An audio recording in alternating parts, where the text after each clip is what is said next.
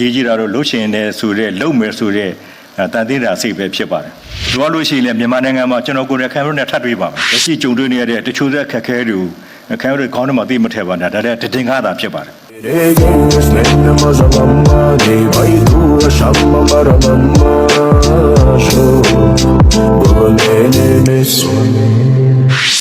ဒီမှာတိကျတော့မြန်မာနဲ့ရုရှားနိုင်ငံနဲ့မြန်မာနိုင်ငံဟာယုံကြည်စိတ်ချတဲ့ရင်းနှီးတဲ့မြို့စီကောင်းနိုင်ငံတွေဖြစ်ပါတယ်ရုရှားနိုင်ငံကကမ္ဘာမြောက်ချမ်းမှာအရှိနဲ့တော့ဒါရှီလျားစွာဒီအရှိရဆိုလေအာရှဒေသနေပြီးအနောက်ဘက်ဥရောပဒေသတိဒါကျေပြန့်တာရှိတဲ့ဒါမဟာအင်အားကြီးနိုင်ငံတစ်ခုဖြစ်ပါတယ်ပထဝီဒေသကလည်းအရေးပါတဲ့နိုင်ငံတစ်ခုဖြစ်သလိုနိုင်ငံတကာနေစိတ်ဝင်စားမှုရှိတဲ့နိုင်ငံလည်းဖြစ်ပါတယ်ဘလောက်ပဲဒီရုရှားနိုင်ငံရဲ့ဒီဖြစ်ထွန်းအောင်မြင်မှုတွေကိုတိုက်ခိုက်နေပြီရုရှားနိုင်ငံရဲ့ကြွယ်ဝချမ်းသာမှုနဲ့ဤပညာတွေကိုတော့ဘလို့မှသူတို့နှိမ်နှင်းလို့ရမှာမဟုတ်ပါဘူး။ဒါကြောင့်ခင်ဗျားတို့ရဲ့ကြွယ်ဝမှုနဲ့ဒါကြောင့်ခင်ဗျားတို့ရဲ့ကြွယ်ဝမှုနဲ့ဤပညာတွေကိုကျွန်တော်တို့အာရှဒေသမှာလာရောက်ဖြန့်ကျက်ပြီးဆောင်ရွက်စီလို့တယ်။ဒီအခွင့်အရေးကိုမြန်မာနိုင်ငံခင်ဗျားတို့ကျွန်တော်ပေးချင်ပါတယ်။ဒါကြောင့်မြန်မာနိုင်ငံမှာယုံကြည်စွတ်ချတာနဲ့လာရောက်ရင်းနှီးမြှုပ်နှံဖို့ကျွန်တော်ဖိတ်ခေါ်ပါတယ်။အဲ့ဒါဒီယုံကြည်ရင်းနှီးမြှုပ်နှံမှုမလုပ်ခင်မှာမြန်မာနိုင်ငံအခြေအနေကိုလာကြည့်ပါ။ပါလာတဲ့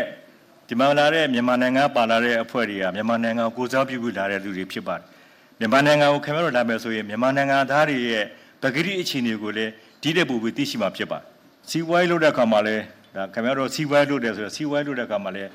ဈေးကွက်ကိုကျွန်တော်စဉ်းစားပါတယ်။မြန်မာနိုင်ငံလူကြီး50တန်းပဲရှိပါတယ်။ဒါပေမဲ့မြန်မာနိုင်ငံပတ်လည်မှာရှိတဲ့နိုင်ငံတွေရဲ့လူကြီးက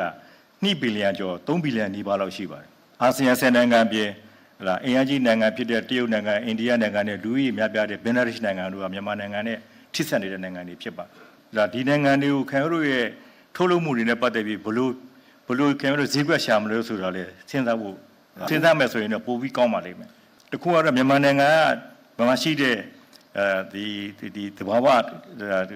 ထုတ်ကုန်ပစ္စည်းတွေကိုအခြေခံပြီးထုတ်လုပ်တဲ့တိုင်ပုံးမီပစ္စည်းတွေထုတ်လုပ်ခြင်းလုပ်ငန်းခင်ဗျားတို့နိုင်ငံကနေဓာတ်ရိုက်လာပြီးတော့မှ investment လုပ်ပြီးတော့မှခင်ဗျားတို့နည်းပညာနဲ့ခင်ဗျားတို့ပစ္စည်းတွေကိုထုတ်လုပ်ပြီးတော့မှသွားတဲ့လုပ်ငန်းဒီနှစ်ခုလုံးကိုမြန်မာနိုင်ငံမှာလာလို့မယ်ဆိုရင်ကျွန်တော်ပြောရပါတယ်မိုးချအကျိုးရှိပါလိမ့်မယ်။ဒီကလည်းစူတော်တို့သမရာကြီးနဲ့ကျွန်တော်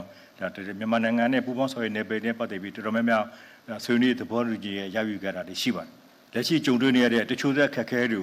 ကိုခင်ဗျားတို့ခေါင်းထဲမှာသိမထည့်ပါနဲ့ဒါလည်းတင်ကားတာဖြစ်ပါတယ်။ကျွန်တော်တို့ဒီပူးပေါင်းဆောင်ရွက်ခြင်းအပြင်ဒီအခက်အခဲတွေကိုအောင်လုံးကျော်လွှားနိုင်မှုတို့ကျွန်တော်ယုံကြည်ပါတယ်။ဒါအရေးကြီးတာတော့လှုပ်ရှင်နေဆိုတဲ့လုံမယ်ဆိုတဲ့